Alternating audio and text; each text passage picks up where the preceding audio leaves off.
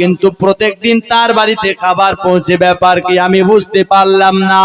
আমার আল্লাহ বলছে মুসা আমি যে কথাটা বলেছিলাম সেটাই ঠিক বলেছিলাম যে আমি তাকে খাবার দেব না, কিন্তু মুসা বলো না আমি তোমাকে জানিয়ে দিয়েছিলাম ওই লোকটাকে বলবা যা খাবার দিল আর আল্লাহর তরফ থেকে খাবার পাবে না।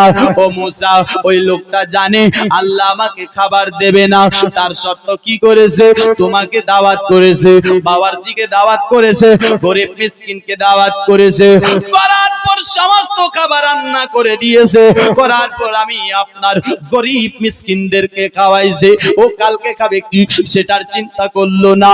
এ মুসা শুনো, একজন বান্দা হয়ে যদি আমার গরিব বান্দাদেরকে খাওয়াতে পারে বল মুসা বল আমি আল্লাহর কাছে এমন কি কমি আছে যে আমি আল্লাহ দিতে পারবো না।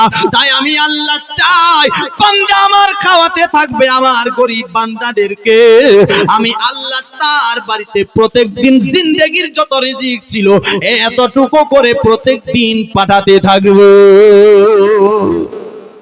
আমি আল্লাহর কাছে কি কমি? বান্দা হয়ে ও নিজে একটু ভাবলো না, চিন্তা করলো না কালকে কি খাবো, আমার গরিব বান্দাদেরকে খাইয়ে দিল। আমার কাছে তো কোনো কমি নাই, তাই আমি আল্লাহ চাই প্রত্যেকদিন পাঠাবো বান্দা আমার গরিব বান্দাদেরকে প্রত্যেকদিন খাওয়াবে এবং নিজেও পেট ভরে খাবে। জোরে বলো। নিজের কিসমত নিজে বদলিয়ে দিলেন নাকি? তো এরকম আপনাকে আমাকে পাঠিয়েছে আল্লাহ 60 বছর 70 বছরের জন্য। এই কিসমত আপনাকে আমাকে বদলাতে হবে 60 বছরের মধ্যে। বলবো বলে ওনাকেই দেখছি একটু আওয়াজ দিয়ে কথা বলছে। কবি কি বলছে? আরে আমি যদি যাই গো মরে, আমি যদি যাই গো মরে বিদেশের মাটিতে, লাশটাই আমার পৌঁছে দিও মায়ের কোলেতে, লাশটাই আমার পৌঁছে দিও